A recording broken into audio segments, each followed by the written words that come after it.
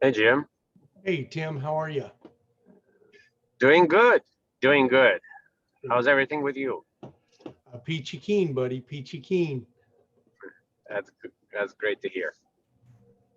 Let's see here. I'm trying to catch up here, see who's presenting tonight.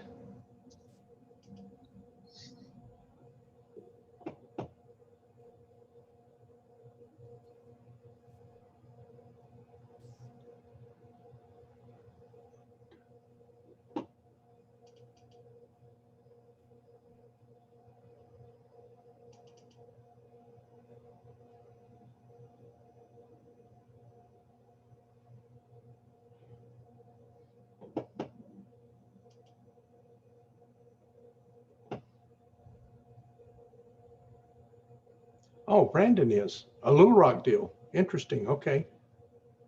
Cool. Wonder which one that is. It would be great if it's the condo deal.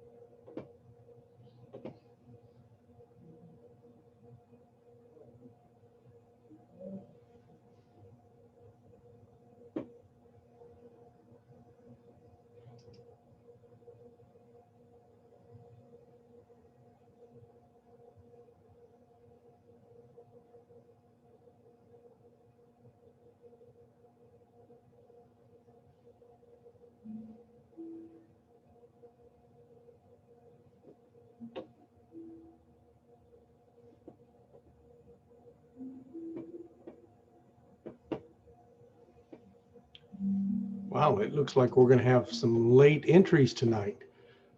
Maybe we get a night off, Tim. Nobody shows up Wow. but you and me.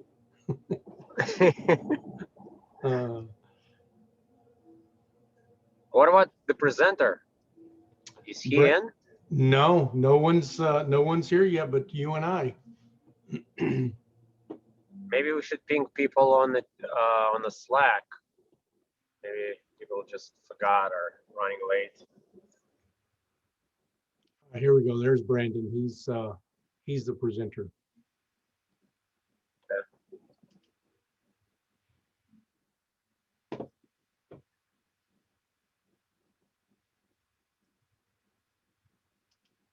Hey, Brandon.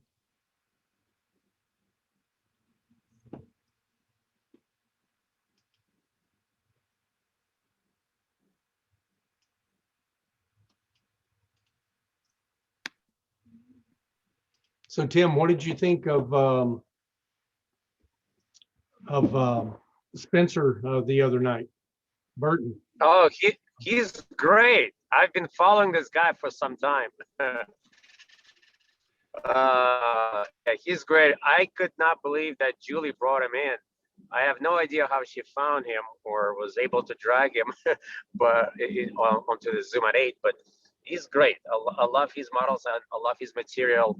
So I've tried to reach out to him to ask for an advice or something.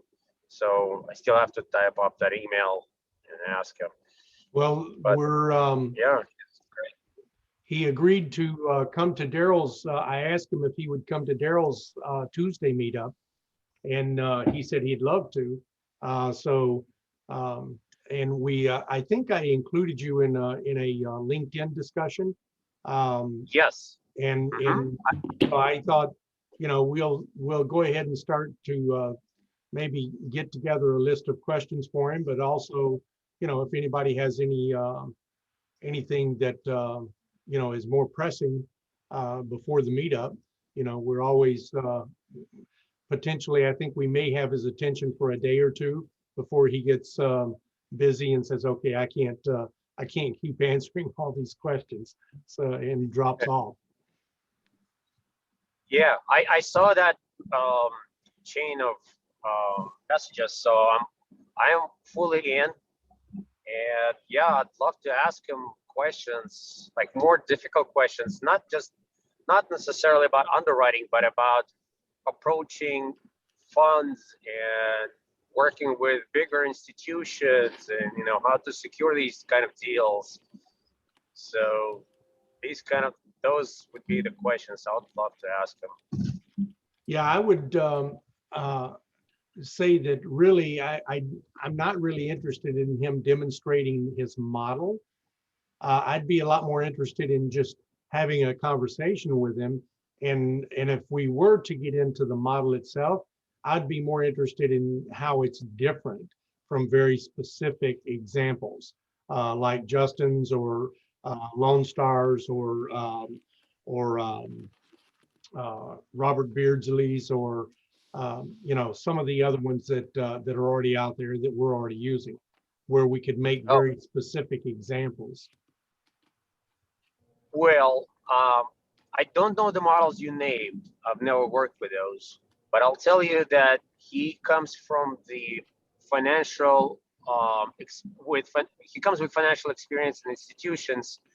He created these models, and he creates them pretty often in his business. They're different from what I've seen, like throughout the syndication world.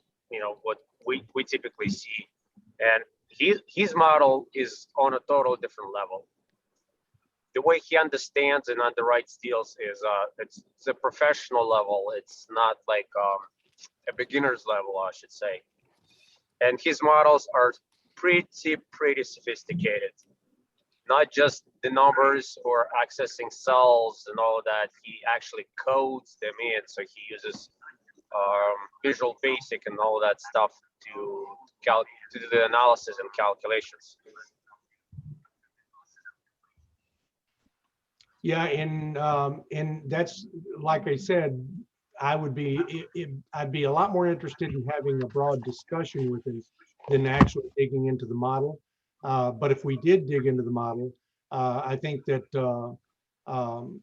Robert Beardsley's model and also Justin Keeble's model, both of those guys have a Wall Street background. Both of them came out of the commercial real estate space.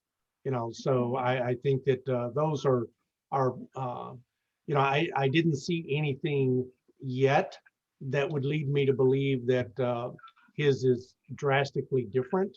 But if I were to have that discussion, that I would want to hone in on that specifically. But really, I'm a lot more interested in just general broad discussion, like you said. Some insight. I'd rather have more insights into underwriting. Why he uses X, Y, and Z, and what does he see as the limitations of those, and dig a little deeper. Everyone was very captivated by his 5 bips per year on the call the other night, and so I asked him specifically about the historical, comparing that to the historical cap rates, and he initially answered it, but kind of glossed over it a little bit so that it didn't have the impact that I was really looking for. But then I don't know if very many people picked up on, he said in passing very quickly, as we were talking about the economy and cycles, that you may have to underwrite at 100 bips. And nobody, I didn't hear anybody say anything about that.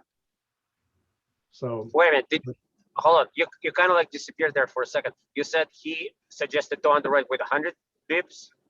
There was, when we were talking about the where you are in the cycle, and talking about historical cap rates, and coming back to, I forget the specific question that was asked, And he said, yeah, in a situation like that, I think it was an example.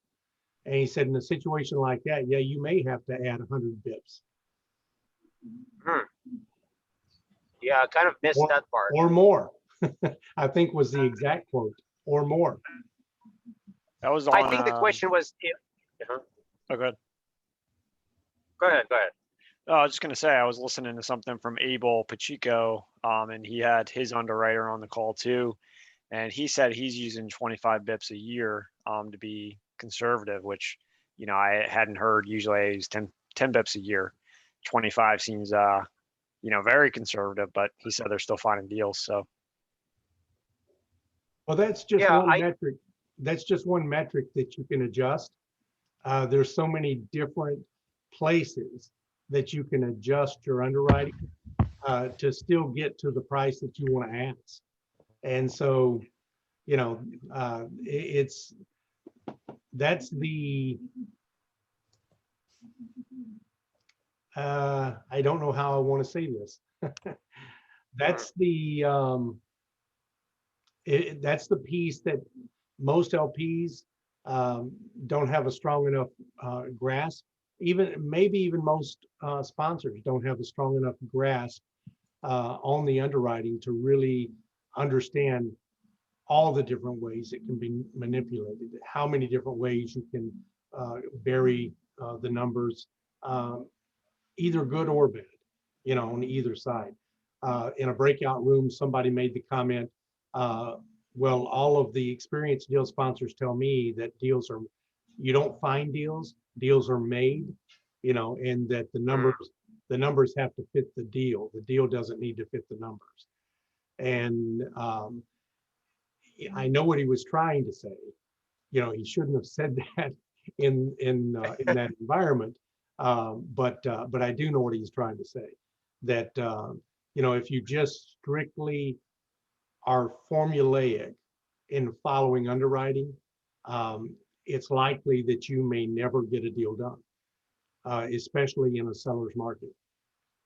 So, but anyway, we've eaten 10 minutes into Brandon's time. So Brandon, I think the screen sharing is on. So I'm gonna turn it over to you and let you have at it and do whatever you want to do. The rest of the night is yours, my queen. All right, sounds good. Can everybody hear me okay? Yes, we can. All right. Hello, everybody. My name is Brandon Nambuya. I'm here in Atlanta. I work full-time as an engineer, and I've been primarily doing underwriting deals for a more experienced group, and that's kind of how I work my way into a partnership. So the deal I'm going to show you guys today, let me go ahead and share my screen.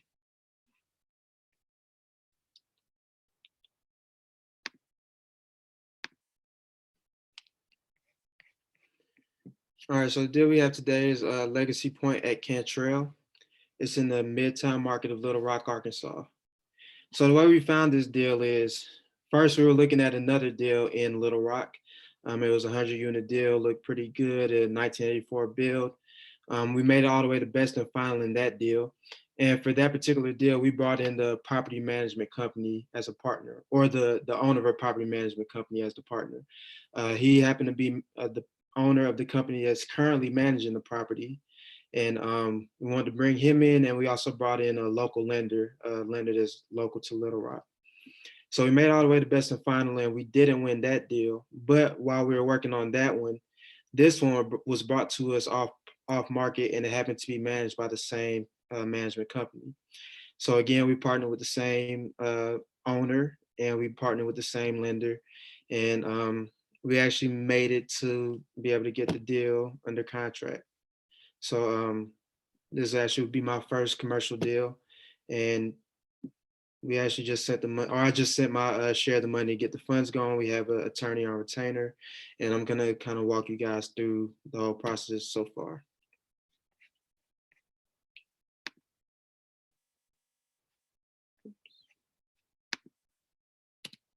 All right, so starting off with the market overview.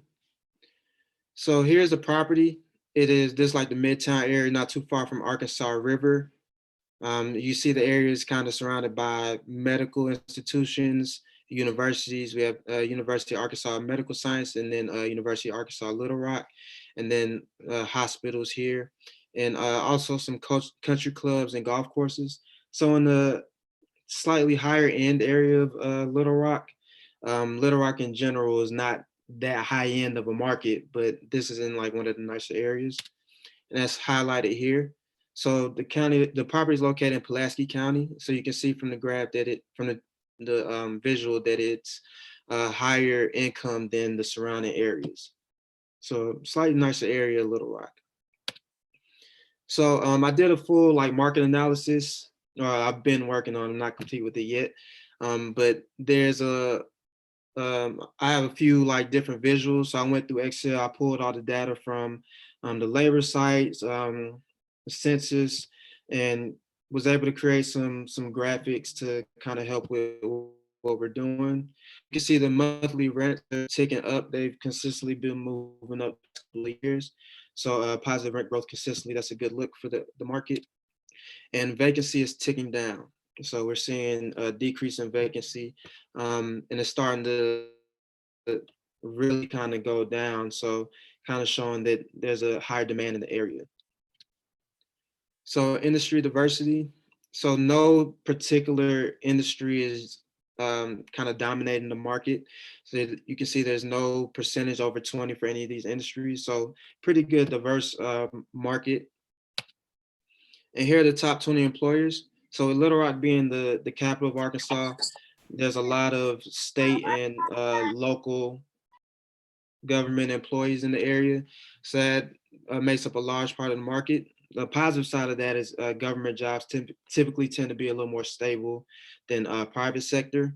And you can see even in private sector and the rest of the employers, a lot of them are in medical services, education, utility, a lot of things that typically we don't see a market collapse. You know, we're expecting this to be a pretty stable market where employment is kind of bolstered by these stable jobs. Also, Amazon, like everywhere else in the world, is expanding here. They're opening a fulfillment center, 3.4 million square feet, 500 full-time jobs, and they're looking to fill about 1,000 jobs total. That'll be opening this year. Another fulfillment center, $105 million building permit was taken out at the end of last year. And then a delivery station with about 400 jobs is already in place. There was a 10-year lease signed 1 year ago today. And these are all within area driving distance of the property. So the average commute in Little Rock is about 18 minutes. So these first two are a little higher than average, but definitely within range for somebody to commute to one of these locations.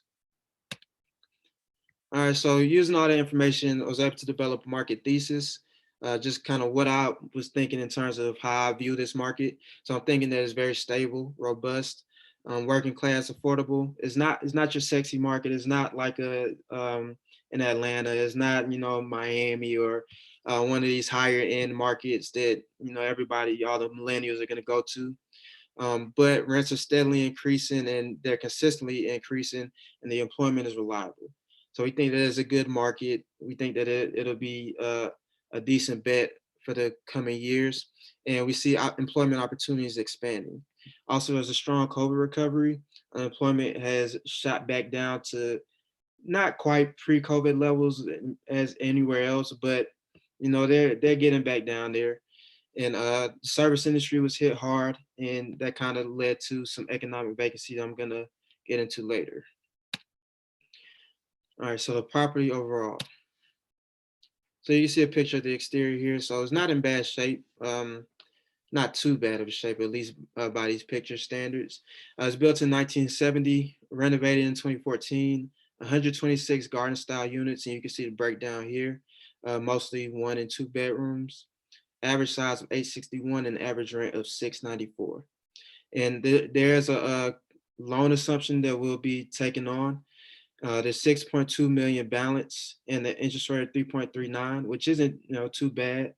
And also there's 24 months of interest only remaining in the loan, or at least at the time of projected takeover, that would be what we're expecting.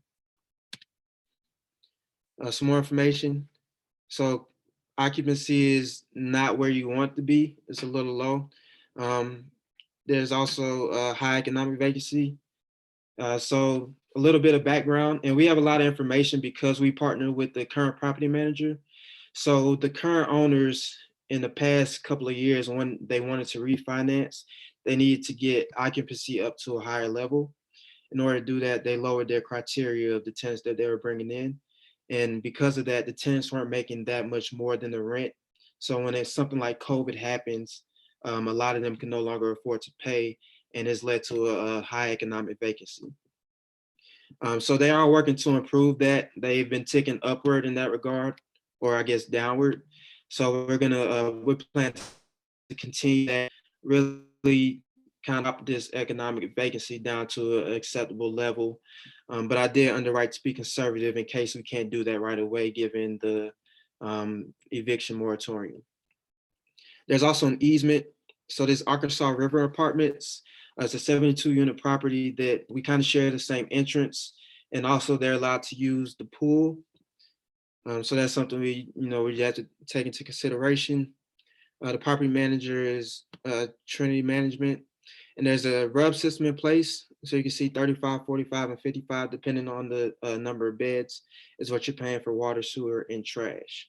And that has a flat fee for all tenants. And then there's 3 total on-site employees, 1 property manager, and 2 maintenance staff. So community amenities, there's a workout room, it's like a small gym. It's not really big enough to be called a gym, but a workout room. Doesn't look bad. There is a clubhouse with a dining area and a hostess kitchen, which you can see here. There are laundry facilities on site. Many of the units have washer and dryer connections, and some have a washer and dryer in place. But for the ones that don't, there's a laundry site on site. And then you can see the pool area here.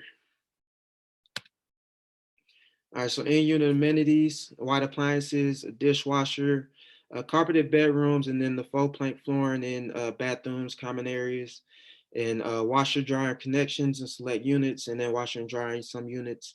And all units have a balcony or patio, and you have brushed nickel hardware in the kitchen. All right, so coming down to our strategy. We're going to do some renovations. We're not going to do too high end because the market, again, is like an affordable market. We're not going to try and jack the rents up by $100 because the market doesn't support that. But we will make renovations. We're going to include washer and dryer connections in units that don't have them already. And we're going to follow that trend of increasing the renter criteria and reducing the economic vacancy. We're going to improve exteriors and common areas, and we're going to reduce utility costs and also add in pest control for some additional income. All right, so the renovations, this is a $4,500 per unit allocation. We're not planning on spending that much. We had a meeting with the property manager on site, and she said that a lot of it will be kind of case by case. We think 45 is going to be towards the high end for most units. A lot of units that have been updated in the past will not be requiring that much, but we wanted to go ahead and be conservative and project that much just to be safe. We're going to improve the lighting in the units, add in 2-tone paint, some fresh paint, backsplashes, and the owner of the property management company that we're partnering with said that we may be able to get stainless steel appliances for the price of black appliances. So that's one of the benefit of working with him. And I already mentioned the washer and dryer. And then we're gonna do a plan to put about 100K in exterior improvements just for visual appeal. All the other partners have visited the property. I'll not be out there until the 16th, but basically the property just doesn't have that same, that appeal that says, come live here. So we want to invest to improve the overall look and feel of the property. So when people come to visit, they're more likely to actually become renters. And also we're going to add equipment and TV to the gym, and then minor furniture upgrades in the clubhouse. All right, so in maximizing income, And this something that they've been working on, the economic vacancy. So tenants at one point were making 2.5 times the rent. On average, now they're making 3 times the rent. So there's been an improvement there. So you want to continue that upward trajectory. We're looking at rent premiums of about $45 for all the units except the 3 bedrooms. And that's coming straight from the property manager. She has an understanding of the area, the market, so she knows what we can get, and we're confident in her projections. Even though the market rents are significantly higher, I was looking at some or many that were like 100 per unit over. So we think that this is a pretty safe estimate, and our property manager agrees. We also float the idea of renting out the clubhouse following renovations. And also I got connected with someone from SAS Water Conservation, and they gave us a proposal to install water saving fixtures and appliances to reduce our utility costs, because while maintaining the same RUBS income, that improves our bottom line. And then we're also looking at implementing $5 monthly pest control. And this is just a kind of a breakdown of the water conservation proposal. Putting in like a low flow toilet, new shower heads and aerators. And this kind of what that looks like financially. Estimated ROI of 39 months. And you can see that the price we have there, that would be the cost. So about 63,000 for annual savings of close to 20,000. All right, so that's the end of that. Anybody have any questions so far? Yes, I have a question, Brenton. I'm sorry, go ahead. Yep. Go ahead. I'll ask. Mine is a little bit longer, I think. Okay, Go ahead. real quick. I missed who you said is sharing the facility. There's another property you said? Yeah, it's a 72 unit property that's like in the same vicinity. It's an apartment complex, right? Not Yes, not an HOA or anything like that. Right, yeah, it's an apartment complex. Okay. Okay, Brent, my question, I have some alarms going off here. When you said the same property management has been managing this property before, is this correct? Correct. Okay. Well, I think there's a conflict of interest, if I'm not mistaken. First of all, I don't know if they did a good job that the seller is selling the property, number one. Number two, you're bringing the same issues back to the table.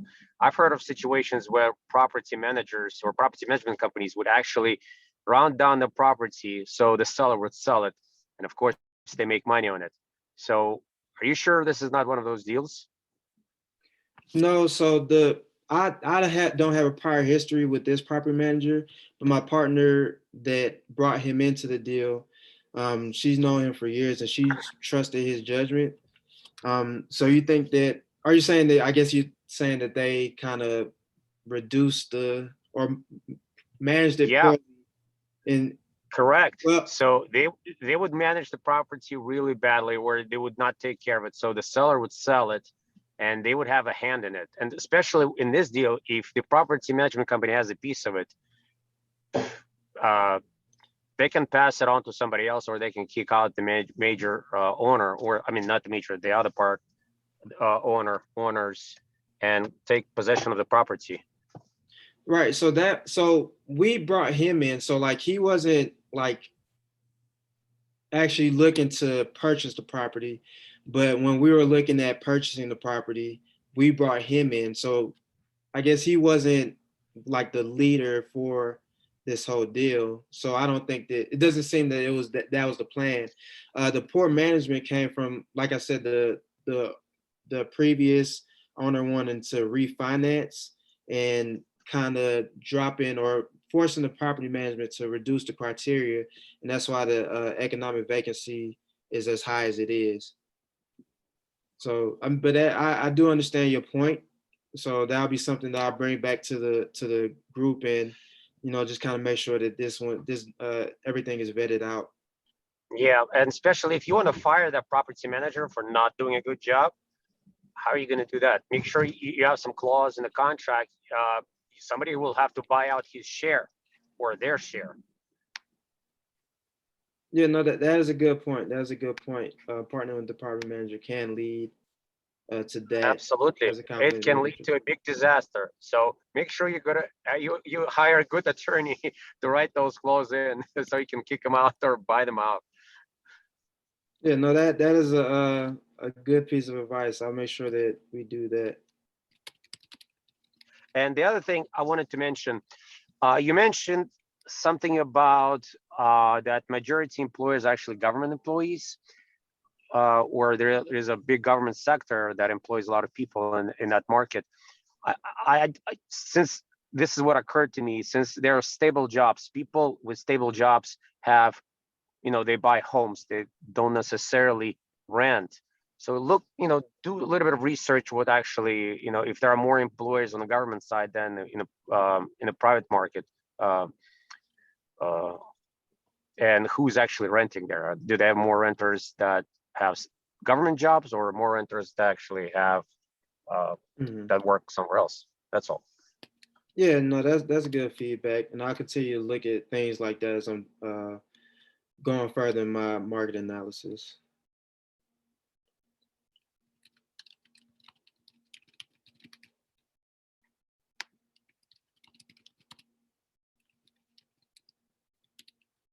All right. Are there any other questions? So Brendan, do we know how long they were managers of this property? That I don't know. Okay. Yeah, I don't know that.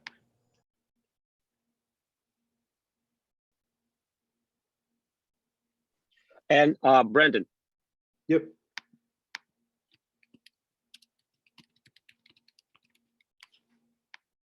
Yes.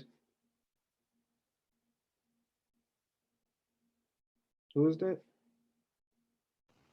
We can't hear you, Tim.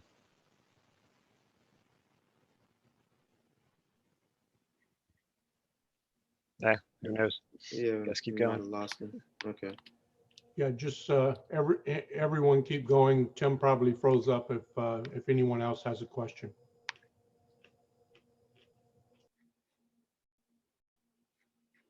All right, I'll go ahead and start sharing. Maybe he'll come back.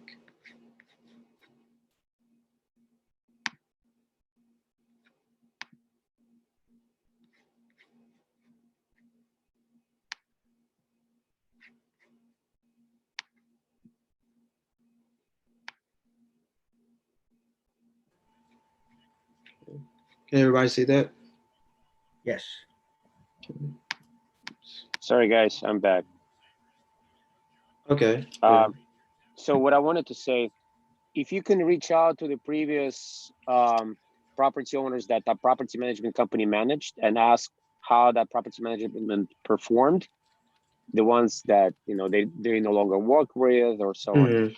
you can get a better idea how well they do. That's all. Gotcha. No, that's good advice, and I'm sure that's something that my partner did or one of my partners did, but I'll follow up to make sure that that has been taken into consideration.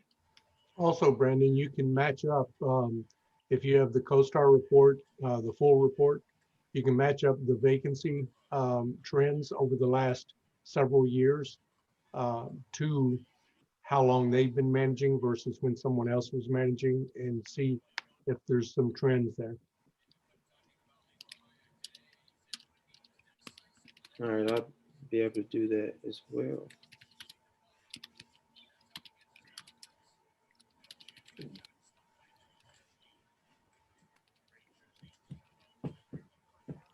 Okay. All right, so getting into, nobody has any more questions, right? Before I get into the numbers. Okay. All right, so the purchase price is 8.2. So it started off at 8 and then we had to go up a little bit. But yeah, we're at 8.2. I have in for the acquisition fee of 2%. Closing costs 2%. That's kind of just a rule of thumb that we typically use. For the cap rate, looking at 5.5 and softening by 10 bips every year during the whole period. And closing costs at sale 3%.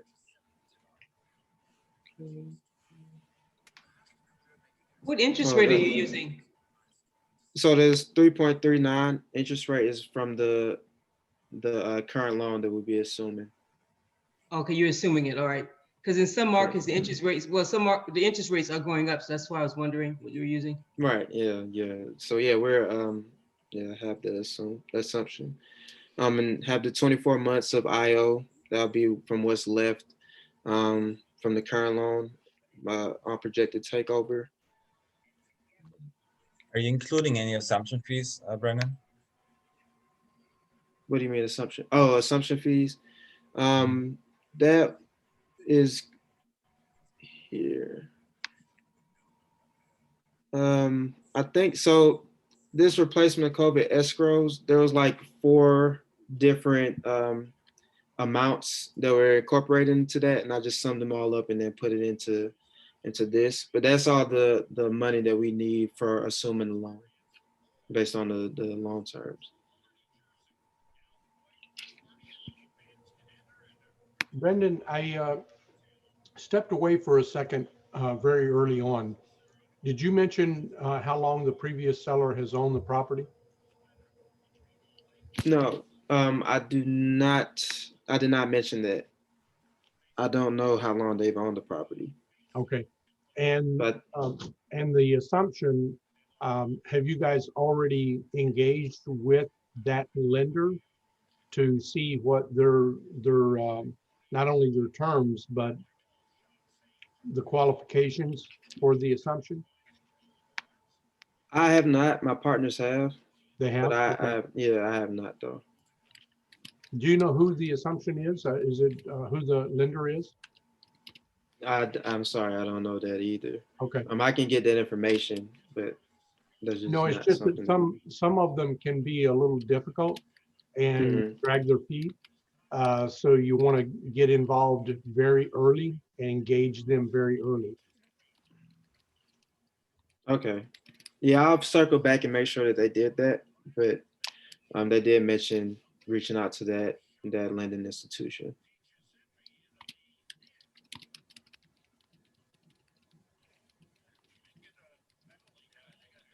Sorry, another question.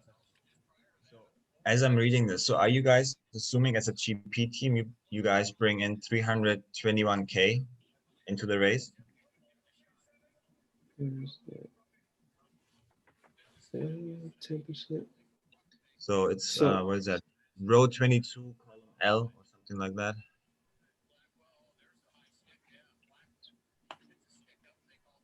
right, okay, yeah. So the equity split based on the money to bring in is 10% and 90. So that's where that number comes from. Right. So, but that assumes that you guys as a GP team bring 320K to the table. Yeah, that's Okay, what it so looks like. yeah, that is what that is. Um, I'm not sure if that's what we'll actually do, but that's kind of just the model I've always been using. But I'll Okay, have to because see what. if Go if ahead. you- if you assume that, I mean, all your returns, your IRRs and all that is it would be different as if you would bring nothing to the table. Like those Right, right, would right, change. So don't rely on the numbers that this model is generating because it may be different. right.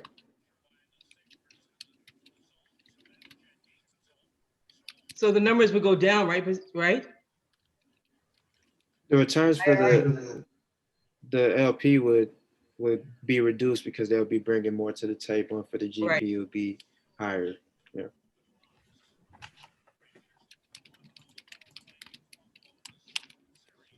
I don't want to really jump ahead, Brandon, but my curiosity will not allow me to not ask. Are you guys doing a waterfall structure or any clawbacks in this deal? Yes, there's a waterfall structure. Okay, all right. I'll wait. Okay. All right.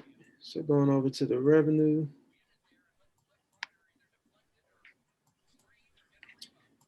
So this is the unit breakdown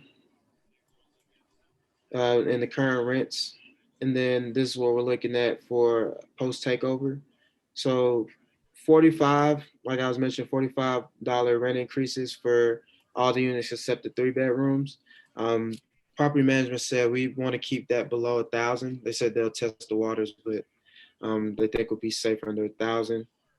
And then for the assumptions on economic vacancy and market growth. So like I said, I think it's less than 17% now, but I wanted to be conservative. So economic vacancy and bad debt, I have at 18% for the first 2 years, and then it drops from there.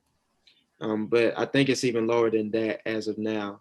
And so, and even if they're able to, if they relieve the eviction moratorium, then they'll be able to have a say in being able to drop the economic vacancy even quicker.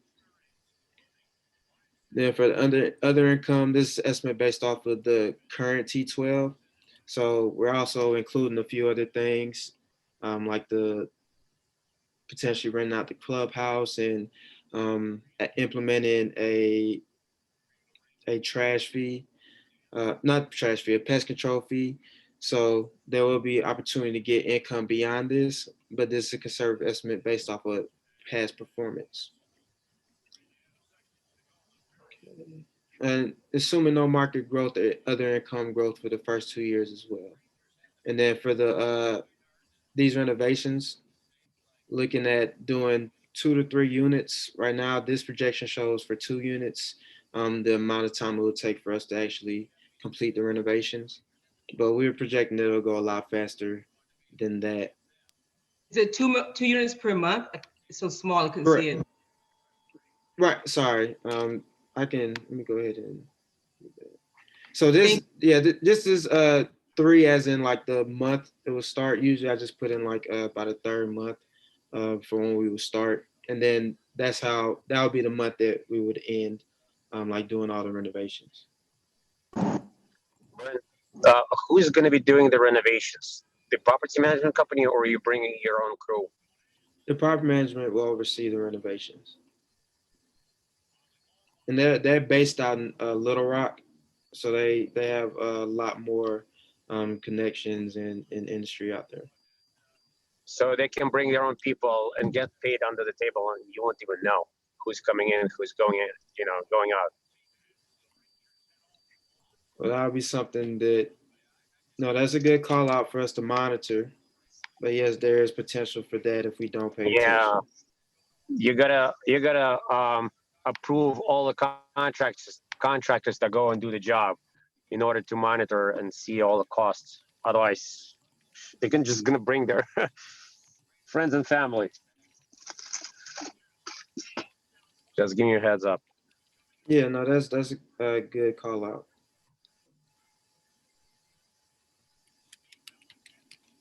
Hey, Brandon, I just want to.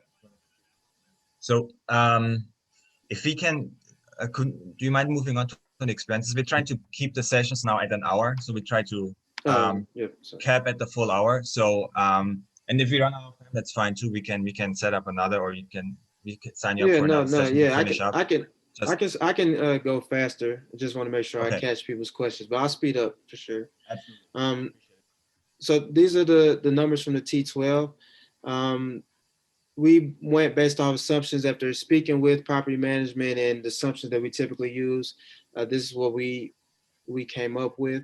So looking at 900 for personnel, they said that the cost of property management and employees on site is going to be about 110. So that's why I have it at 113 now. G&A 135, marketing 100. R&M, usually we have this at 300 and 600 for any deals prior to the 80s. But I went with 450 considering that we're planning on upgrading a lot of units. So a lot of that CapEx or a lot of those repair costs we'll be able to mitigate. Looking at 150 for turnover, 200 for contract services. Utilities, this is a conservative estimate based off of that water conservation plan. So the projection for that was reducing the utility cost by 20 grand. I put in here that we reduced it by, we reduced it by 10 grand. And so not going the full amount that we're actually projecting to reduce it by, but at the same time, accounting for it in some way. And for the property tax growth. So in Pulaski County, they're doing a reassessment. They do every 3 to 4 years. The next one will be next year. And they'll be reassessing the property based off of the value, and they'll determine our taxes. And they won't allow them to go over you won't see more than a 10% increase in a year.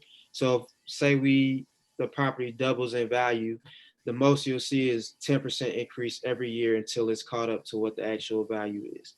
So that's all I put in 10% here as a worst case scenario, considering we will be doing improvements and increasing the value of the property. So here's a look at the cash flows. Not really anything really to see here. And then these are the annual cash flows. And so of course, these projections will change based off of the equity split. But we're looking at making our pref, which is 7% most years, except year 3, and then year 2, we miss it by just a little bit. But pretty consistent.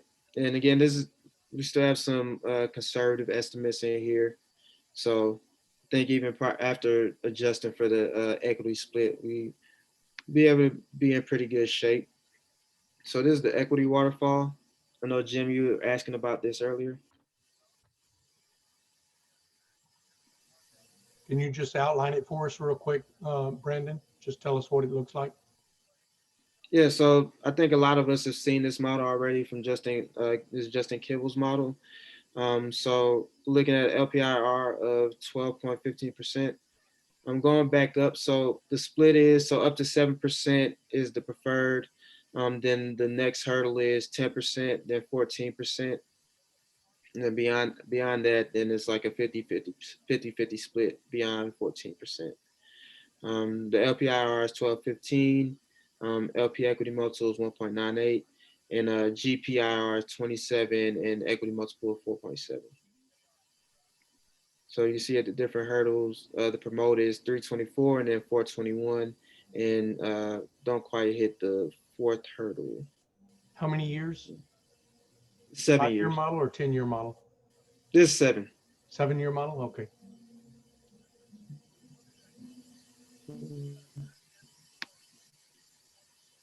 So this is just the debt tab, and it just takes in the information from the loan assumption and the loan assumption and information about the loan on the first page. And then construction budget. So I went over like the renovations. They're doing a walkthrough this week to actually see, well, maybe not this week. I think it's probably next week. But they actually know they have somebody coming in, it's supposed to be this week, just to get a better estimate for the exterior upgrades. And then during due diligence, we'll be able to get into all the units one by one and see exactly what each unit needs in terms of a renovation budget.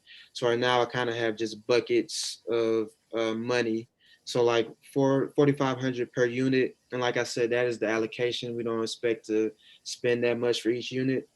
And then for total exterior upgrades, we're looking at $100,000 just to improve the overall atmosphere and visual appeal of the property. And then $20,000 for the common areas, like improving the workout room and the clubhouse, and doing minor changes there. Like in the clubhouse, she was talking about like new couch covers and, kind of small stuff, but definitely want to be conservative and add in extra budget just in case there's other things we want to change. And then I have in the water conservation budget as well. And they So Brandon, quick point. Are you planning on doing a presentation for investors, for your own investors, or are the partners asking you to lead the presentation for the pitch deck on the webinar? No, they're not. Well, we haven't gone over those specific roles, but I did not plan on it. I was just kind of putting this together for. Okay. But if you have any feedback, that would be nice. Well, that's exactly what I wanted to address, is the feedback that you're getting on the call. So these are all the same concerns that you're going to have from your LPs on the deal.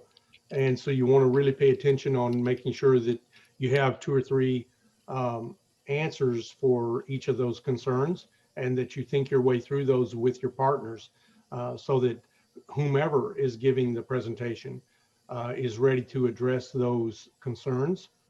And also, a quick question as far as, did you upload all this information to the drive already?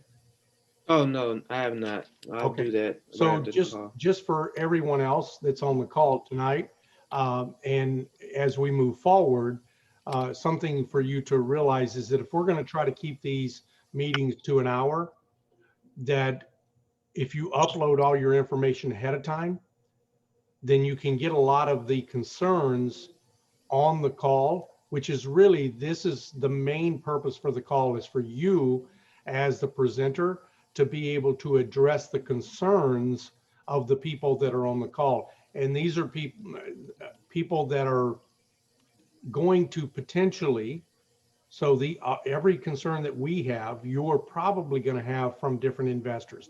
So this is like a kind of a rehearsal dance for you guys to know what's going to come. And so I would encourage everyone to upload your pitch deck, your underwriting, and everything ahead of time as soon as you can, if you know that you're going to present that week, so that people can have their questions out there right from the beginning. Because a lot of the stuff that we're doing, we can skip over and go straight to the objections and allow the presenter to really hone in on the things that they need to focus on for their presentation or for their LOI. Go ahead, Brandon. Yeah, gotcha. Yeah, right now I have us at renovating 80 units. I'm out of the 126, so that's 63%. And like I said, 2 units upgraded per month. And we have a 5% contingency on the exterior, 7% on the interior, and management fee of 5%. So that's pretty much everything. You guys have already raised objections and concerns and questions, but feel free to bring any more on. I'd love to hear while we have like the next 10 minutes to discuss. So the very first thing that jumped out to me when you were presenting the splits and the hurdles, somewhere along there, I noticed the equity multiple. And I think that's going to seem unrealistic to a lot of LPs. And so you're going to need to address that. I mean, it's a great, great number, to the point of, okay, that's like me saying I'm going to score 100 points tonight.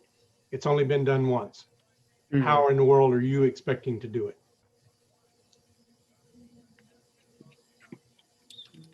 Not asking you to answer it, Brendan, just saying that's something I would look at if I were you, and Right, yeah, talk to the partners about it. Yeah, I'm making note of it now. Okay. Yeah, Brandon, I'm trying to use this model as well.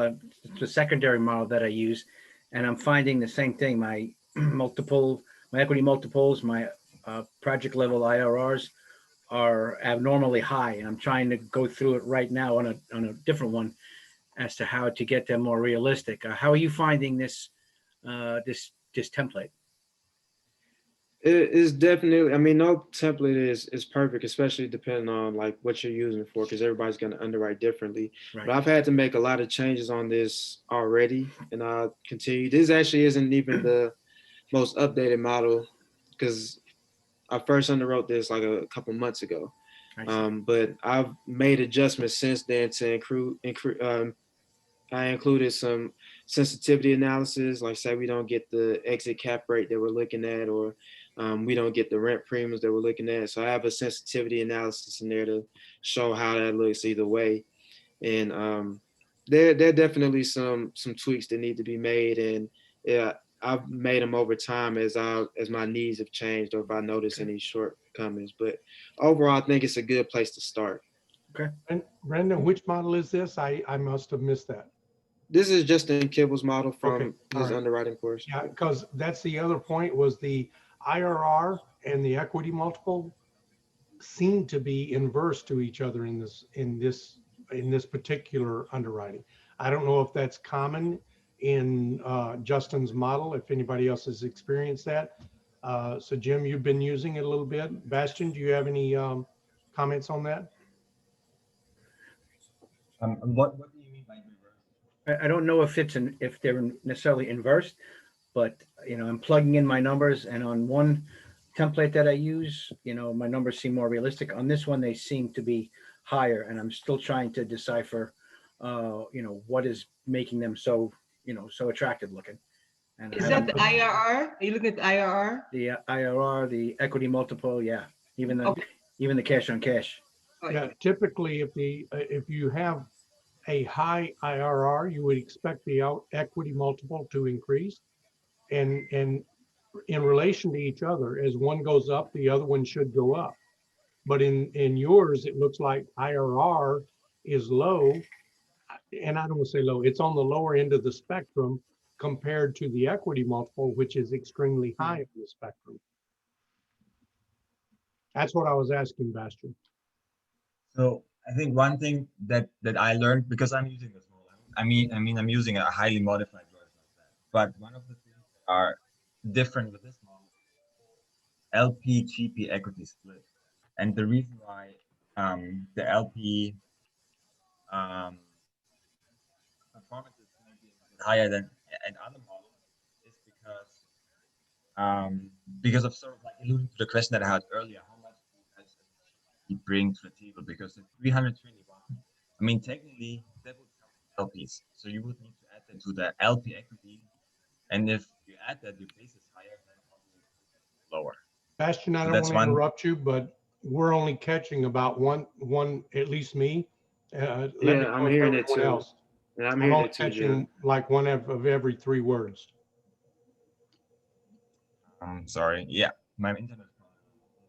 Yeah, I don't think it's going to work. Try cutting off your video, turning off your video, Bastian. See if that helps. Yeah, it just keeps like going up and down. Yeah. How about now? Okay, try again, buddy. Is that better? No, still no good. Okay, guys, we've only got 5 minutes left here. Anybody else have a question that they want to give Brandon some feedback or get an answer for? Yeah, do you know like what's the existing like number of tenants that are not paying in that Yes. property? So I have that here. Because anyway, that's the reason I'm saying like I just need to make sure like all this, because you will be I mean, let's say if they're not paying, so from day one you will not have those rents, zero rents. Right. Yeah. Right. So yeah, there's 7 tenants in 2 months of arrears or older, and 11 tenants in 4 months of arrears or older. So 7 and 4, 11. 11, yeah. So Okay. 18 total, is that right, Brandon? Yes. Okay, so I want to make a quick point about this, guys. They are not responsible, nor are they incurring any loss from the previous seller.